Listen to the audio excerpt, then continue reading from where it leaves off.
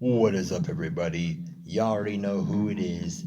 This is your boy Aero Thrills coming in with another banger video today, y'all.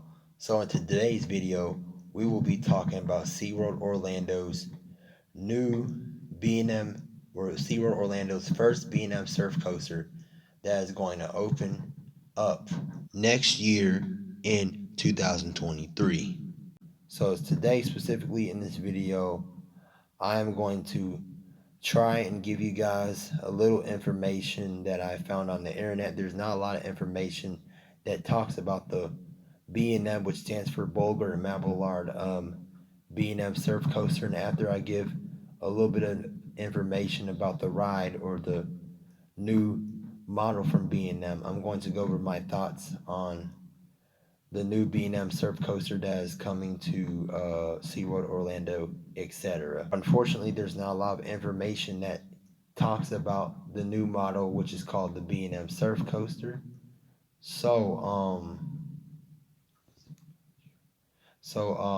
I try to look up any more information I could gather from, let's say, Wikipedia. I try to go on B&M or Bulger and Mabillard's website, because when I went on that website, and of course they talked about the flying coaster, they talked about the B&M sit down coaster, they talked about the hyper, they talked about the giga coasters, you know what I'm saying, they talked about the inverts, you know what I'm saying, the wing coasters, the dives, but unfortunately, like I was saying, there's not a lot of information about the B&M surf coaster. I also talked about stand-ups, etc., but there's not a lot of information about, like I was saying, the B&M surf coaster. So, I don't, like I said, I don't know who originally uploaded this video or uploaded the video of SeaWorld Orlando's feature B&M surf coaster, but I think this YouTube channel called Park Bros or some other YouTube channel uploaded it, because definitely SeaWorld Orlando did not upload this video that I am using right now, which I'll make sure I give credit to whoever uploaded it, but you know, whatever else. So yeah, I'm sorry, unfortunately there's not really a lot of information. So basically now I'm just gonna give my thoughts on this ride. So what is my opinions? What are my opinions? What is my thoughts about the B&M Surf Coaster, the first B&M Surf Coaster that is coming to SeaWorld Orlando?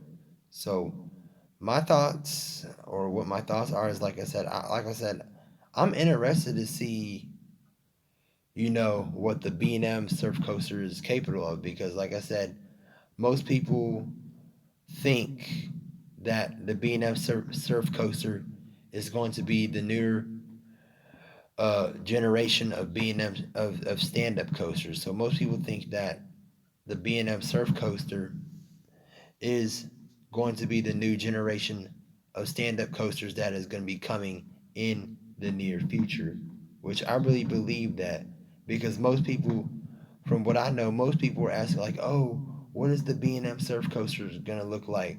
Look, some people were saying, "Oh, what is the B&M Surf Coaster's trains going to look like?" and stuff like that. So there was like a lot of controversy about what the B&M surf coaster was going to look like, since, like I was saying, there's not a lot of information out there about this ride, unfortunately. So yeah. So like I said, hopefully this is okay, y'all. This is what I'm gonna say. So I hope that the B&M surf coaster, or this coaster model that comes from B&M, becomes successful, because think about it like this. So they are really going to create a newer uh, generation of stand-up coasters. I'm sure it's going to be better than the old ones, because I've heard a lot of negative things about stand-up coasters, especially the B&M stand-up coasters, especially the Intamin stand-up coasters, and I've heard a lot of negative things about the Togo stand-up coasters. So basically, Togo is a Japanese roller coaster manufacturer that ended up going bankrupt. Either it was in 2001 or 2002. So I'm going to list a few negative things that I have heard about the stand-up coasters. Number one, I've heard that the restraints on the stand-up coasters are very uncomfortable. The second negative thing I've heard about the stand-up coaster is, especially for the men out there, that the stand-up coaster doesn't really feel good on your little testes. You get what I'm saying? And the third negative thing I've heard about stand-up coasters are that the stand-up coasters tend to feature or tend to have a lot of head banging, roughness. All right, y'all. So this is what I'll say.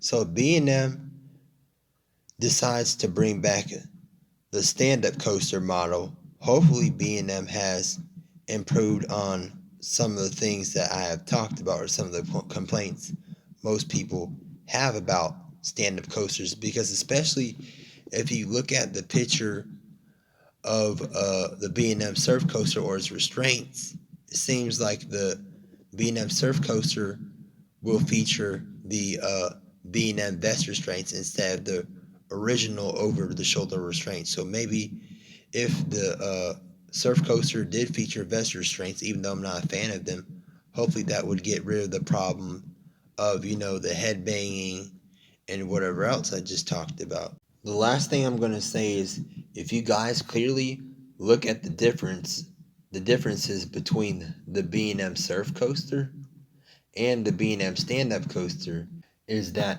the B&M surf coaster will only feature 2 seated rows, and that the B&M stand-up coaster features 4 seated rows. So that's the difference between the B&M surf coaster, and that's the difference between the B&M stand-up coaster. So that's all I really had to say for my analysis video. So make sure you guys like, subscribe, turn on post notifications so you don't miss another video, and I'll see you in the next one.